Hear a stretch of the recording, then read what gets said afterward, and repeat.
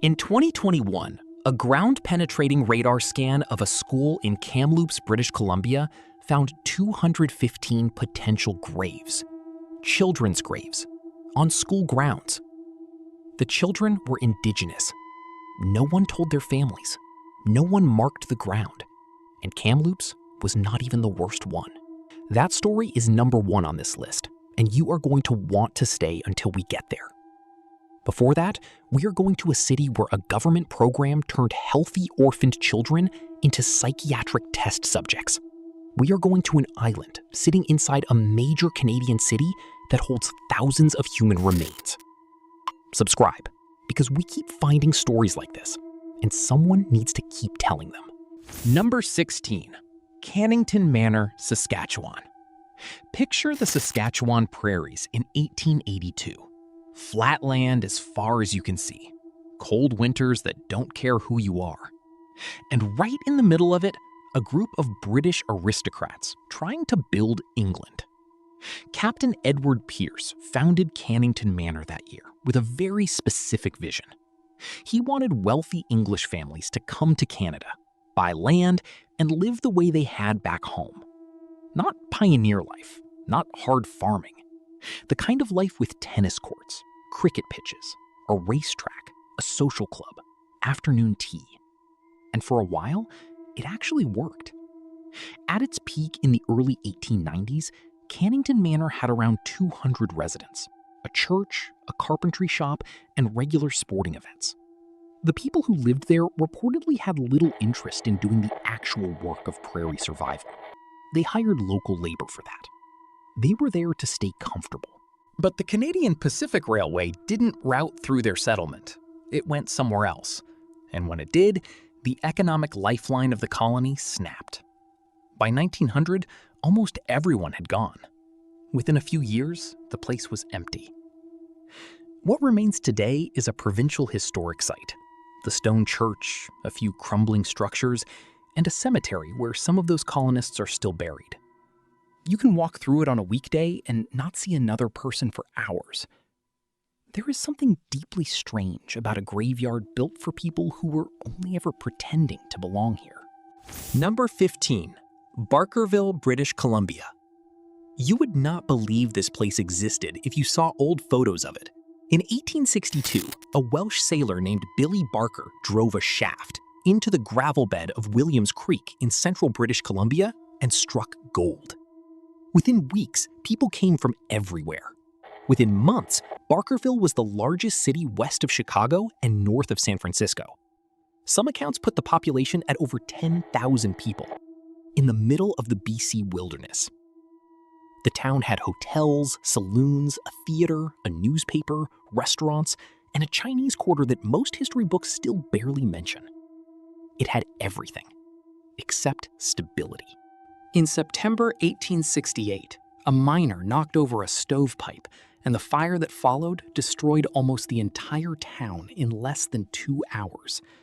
They rebuilt, but the gold was running out. Disease moved through the camps.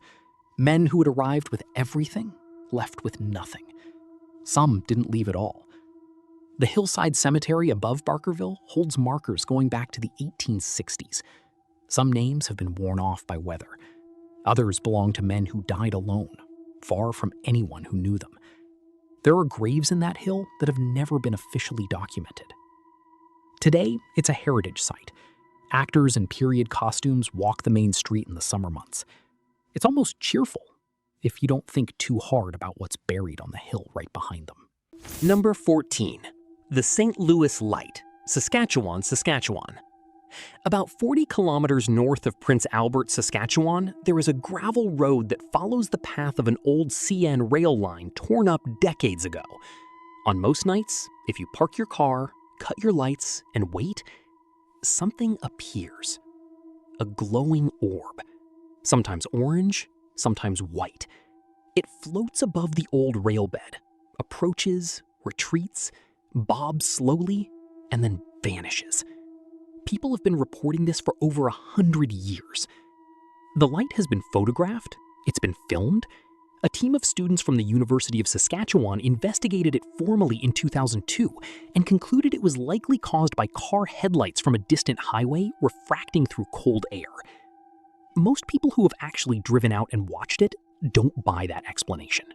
The local story says it's the ghost of a train conductor who was decapitated in a railway accident, and that the light is him, still searching. That's the legend people tell. But the light doesn't need a legend to be unsettling.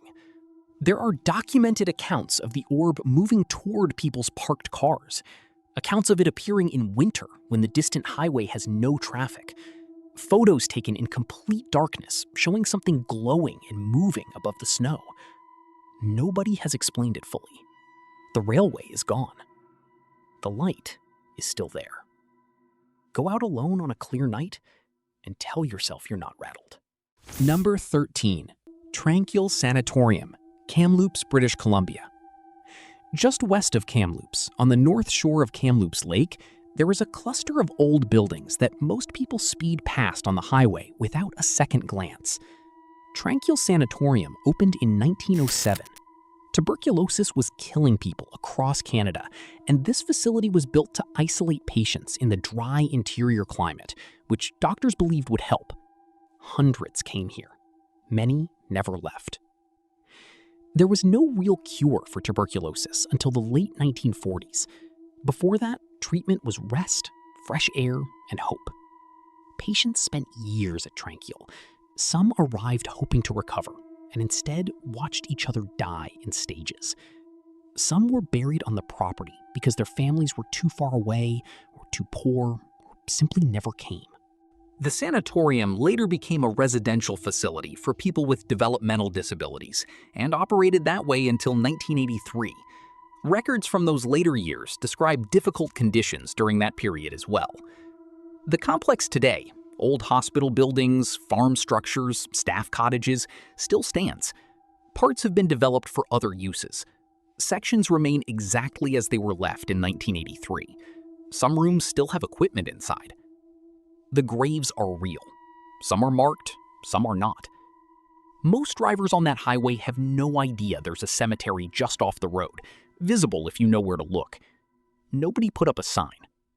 That was a choice. What remained was a town frozen in 1982. Today, fewer than 100 people live there, mostly Indigenous residents who were on that land before the mine ever arrived. The abandoned houses, the old hospital, the rusting equipment, it's all still there in various states of decay. The isolation and the permafrost have kept some of it eerily intact. The part that doesn't get discussed much is the uranium itself. Decades of mining left radioactive waste in the surrounding area. Environmental cleanup has been ongoing for years. The ground around that town is still carrying what the mine left behind.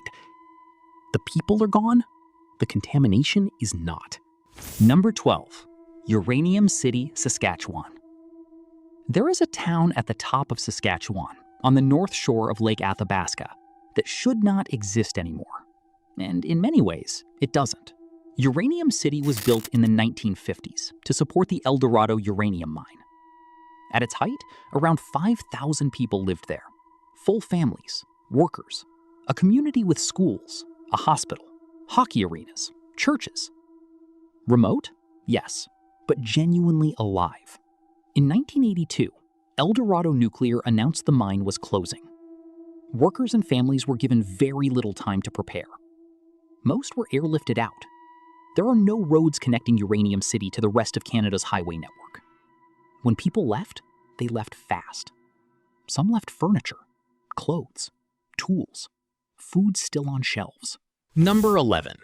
Point Ellis Bridge, Victoria, British Columbia. May 26, 1896. Victoria Day. The city was celebrating Queen Victoria's birthday, and streetcar number 6 was packed well beyond its capacity, with people heading to a holiday event at the Gorge Waterway. The Point Ellis Bridge had a weight limit, but the checks that afternoon were skipped. The bridge's metal components had been deteriorating for years.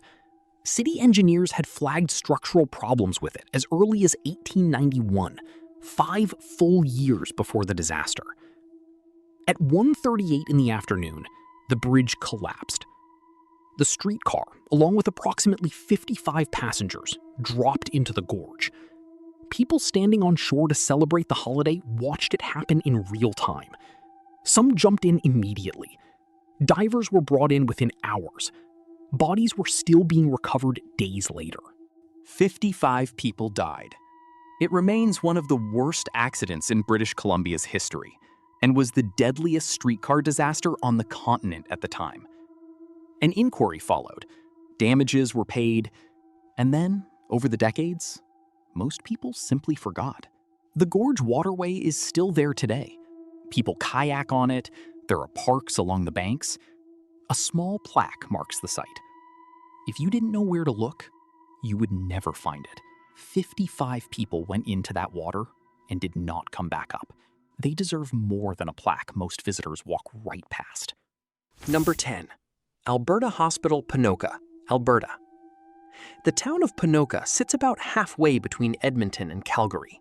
Most people pass through without stopping, but if you look east from the highway, you'll see a sprawling set of old brick buildings sitting behind a long fence. Alberta Hospital PONOKA opened in 1911. It was one of Canada's largest psychiatric institutions and operated for over a century. Some of what happened inside it would not have been considered wrong at the time. That's the part that should make you most uncomfortable. Alberta passed the Sexual Sterilization Act in 1972. Under that law, the Provincial Eugenics Board could order the sterilization of patients deemed mentally defective without their knowledge or consent. The act was not repealed until 1972. In those 44 years, approximately 2,800 Albertans were sterilized. Many were patients at institutions like this one. That is not a rumor. That is documented legislation. Patients at PONOKA also underwent insulin coma therapy, a treatment where patients were put into repeated hypoglycemic comas, and electroconvulsive therapy. Both were considered standard practice at the time. People died at PONOKA. Some were buried on the grounds. Researchers and local historians have documented that a number of those graves have no markers. The facility still operates today as a psychiatric hospital. The older buildings on the property sit unused. The history is not posted at the entrance. Most people driving past have no idea what the law permitted inside those walls. Number 9. DEADMAN'S Island, Vancouver, British Columbia. In the middle of Cole Harbour, minutes from downtown Vancouver, there is a small wooded island that almost nobody talks about. DEADMAN'S Island, that's its actual name, has been used as a burial ground by the Squamish and other Coast Salish peoples for thousands of years. The remains of countless people are in that soil. Estimates run into the thousands. In the late 1800s, a businessman named Joe Mannion leased the island and tried to develop it. His workers reportedly stopped the job after encountering the burials. In 1899, the federal government moved to claim the island for a naval training station. The Squamish Nation objected. A legal dispute followed that dragged on for years. The poet E. Pauline Johnson, Tikayawonke, wrote about DEADMAN'S Island in 1906. She called it the most sorrowful spot in all this beautiful harbor. She wrote about what was being threatened. Not many people listened. The federal government eventually won. The island became HMCS Discovery, a naval reserve establishment that the Royal Canadian Navy still uses today. The Royal Vancouver Yacht Club also operates on part of it. There is no public access. There is no memorial.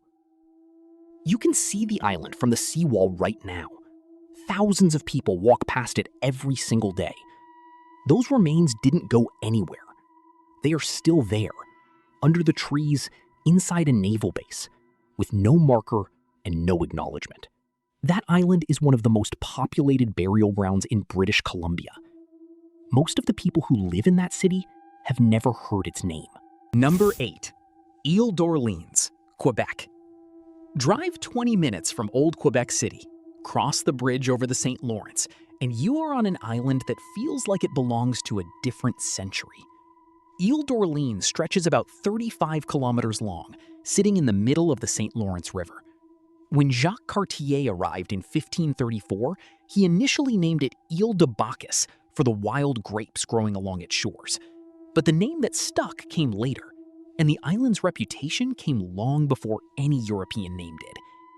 Cartier's own journals noted that the people his crew encountered in the region used the island in ways that unsettled his men deeply.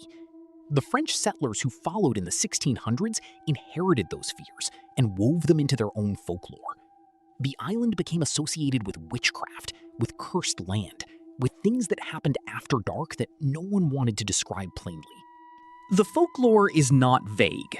It includes specific stories, passed down through specific families, about what happens when old rules on the island are broken, about people who disappeared into the tree line, about things found in the morning that weren't there the night before.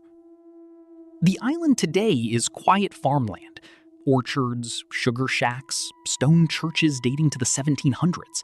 It's genuinely beautiful. But locals whose families have been there for generations will tell you, without drama and without embarrassment, that the island has a quality that doesn't have a name. Cartier's sailors reportedly refused to sleep on the island overnight. Some reputations take a very long time to stop being earned. Number 7. HERSCHEL Island, QUIKIQTARUK, Yukon. At the top of the Yukon, just off the Arctic coast, there was a small island in the Beaufort Sea that was once one of the busiest places in the Western Arctic. The NUNAVUT, the indigenous people of the Mackenzie Delta, had lived on and around HERSCHEL Island for thousands of years. It was a hunting ground, a gathering place, part of the fabric of how they survived in one of the hardest environments on Earth. American whaling ships arrived in 1889. By the mid-1890s, as many as 15 ships and 1,500 whalers were wintering on the island at once. They brought alcohol. They brought disease. They brought a system the NUNAVUT had no protection against. The impact was catastrophic. The NUNAVUT population crashed within a generation. Entire family lines disappeared. The whalers also disrupted the seasonal hunting cycles that communities depended on to survive winter, cycles that had worked for thousands of years before the ships showed up. By the early 1900s, the whaling industry was already collapsing because bowhead whales had been nearly hunted to extinction. The ships left. The RCMP arrived in 1903, but the damage was done, and it was permanent. HERSCHEL Island is now a Yukon territorial park. There is a graveyard on the island. Whalers are buried in it. So are NUNAVUT people from that era. The permafrost here preserves things with precision. The bones in that graveyard are still exactly where they were left. Number 6. Port Radium, Northwest Territories. There is a place called Port Radium, sometimes called Echo Bay, that was once a source of some of the most dangerous material on Earth. Uranium and radium ore were discovered there in 1930. The El Dorado mine opened shortly after. What it produced helped supply the Manhattan Project, the program that built the first atomic bombs dropped in World War II. But here is what the government did not advertise. The ore had to be transported, and for years, the Dene people of the community now known as Delaunay, located roughly 2,300 kilometers north of Edmonton, were hired to do it. They loaded uranium ore into burlap sacks and carried those sacks on their backs. They moved it by boat through their own homeland. Nobody told them what was in the sacks. Nobody provided protective equipment. Nobody issued a single warning. Their descendants call those years something that doesn't translate cleanly, but the community of Delaunay became known informally as the Village of Widows, because so many of the men who did that work died of cancer. In 2005, after sustained pressure from the community, the Canadian government issued a formal apology and paid $10 million to Delaunay. The lake is still beautiful. The history underneath it is not. Number 5. The Lawson Site, Crawford Lake, Ontario. About 50 kilometers west of Toronto, there is a quiet conservation area built around an unusual lake. Crawford Lake is what scientists call a meromictic lake. Its water layers never mix the way normal lakes do. The sediment at the bottom stays completely undisturbed, which means it acts as a record. Pollen, ash, organic material, all of it preserved in layers going back centuries with remarkable accuracy. When researchers analyzed that sediment in the 1970s, they found something unexpected. corn pollen appeared in the layers beginning around 1268 CE. It stopped sharply around 1486. That narrow window pointed directly to a 14th century Iroquoian village on the lake's shore. Excavations uncovered the LAWSON site, a fortified village of several longhouses surrounded by a defensive palisade wall, housing hundreds of people across multiple decades. And then, abruptly, they were gone. The items recovered suggest the departure was not slow or peaceful in the way you'd expect from a community choosing to relocate. Warfare between Iroquoian groups was well documented by the time Europeans arrived, and evidence indicates it was already happening generations before. The lake's sediment shows a community that was present, active, and then simply stopped. Nobody recorded what happened at Crawford Lake. The lake recorded it instead. You can visit the reconstructed village today, walk through the longhouses. It's very peaceful and very well maintained. That might be the strangest part. Number 4. Beechy Island, Nunavut. There are very few places on Earth as difficult to reach as Beechy Island.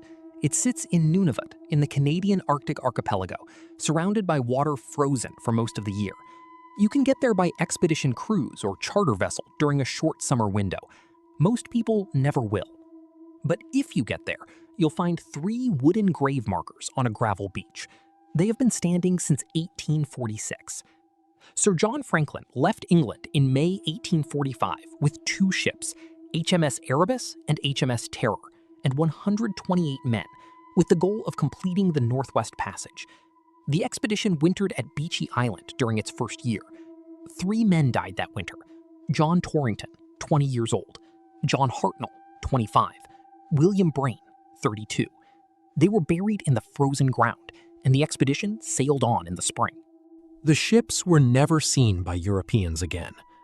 HMS Erebus was found in 2014, HMS Terror in 2016. The fate of the crew took over 150 years to piece together. In 1984, forensic anthropologist Owen Beatty led a team that exhumed all 3 bodies at Beechy Island. They were so well preserved by the permafrost that facial features were still recognizable. Beatty's examination found evidence of lead poisoning, traced to the expedition's supply of tinned food, and signs of tuberculosis. The headboards were replaced. The graves were resealed. John Torrington, John Hartnell, and William Brain have been lying in that gravel for nearly 180 years. The Arctic doesn't release what it holds. Number 3. Oak Island, Nova Scotia. In 1795, a 16-year-old boy named Daniel McGuinness noticed a circular depression in the ground on a small island off the coast of Nova Scotia. He started digging with 2 friends. A few feet down, they hit a layer of wooden planks. Below that, more earth, more planks, more earth. They could not reach the bottom. People have been trying ever since, and the pit, now called the Money Pit, has been pulling people in for over 230 years. What's actually at the bottom? Nobody knows. Theories have cycled through pirate treasure, Spanish gold, Francis Bacon's manuscripts, Freemason artifacts, and the Ark of the Covenant. New theories arrive with every generation. New money follows each one. The island carries a curse. It says 7 men must die before the treasure is found. 6 have already died in excavation accidents. The most recent were in 1965, when 4 men were killed by carbon monoxide while working inside one of the shafts. The pit has a feature that makes clean excavation almost impossible. Flood tunnels, believed by some to be deliberately engineered, disputed by others, allow seawater to rush in every time the dig reaches a certain depth. Teams have pumped the shaft dry. The water always returns. In 1897, a drill brought up a small piece of parchment with faint writing on it from deep below the surface. The writing was never definitively identified. The hole is still there. Whatever is at the bottom is still waiting. 6 people died for it. The 7th hasn't gone down yet. Number 2. The DUPLESSIS Orphans, Quebec. This one is different from everything else on this list. It didn't happen in a remote forest or on an island no one could reach. It happened in hospitals, in convents, in government offices, in the middle of cities, in broad daylight, with official signatures and institutional letterheads and the full authority of the state behind it. In the 1940s and into the 1950s, Quebec's orphanages were run largely by the Catholic Church and funded partly by the federal government. At the time, the federal subsidy per child in an orphanage was lower than the subsidy for a patient in a psychiatric institution. The solution that emerged was simple, and it was devastating. Some estimates place the number of children reclassified this way at over 20,000. Inside those institutions, children were subjected to electroconvulsive therapy, experimental drugs, physical abuse, and in documented cases, sexual abuse. Many disappeared entirely. Survivors who came forward in the 1990s, they called themselves the DUPLESSIS orphans, reported finding remains of children buried at former institution sites, in some cases under parking lots built on top of old cemetery grounds. The Quebec government apologized in 1999 and offered $25,000 per survivor. Most rejected it. Not one criminal charge was ever laid. Not a single person was imprisoned for what was done to those children. Number 1. Kamloops Indian Residential School, British Columbia. On May 27, 2021, the Kamloops Secwepemc First Nation announced the results of a ground-penetrating radar survey conducted on the grounds of the former Kamloops Indian Residential School. 215 potential graves. Children. The school operated from 1890 to 1978.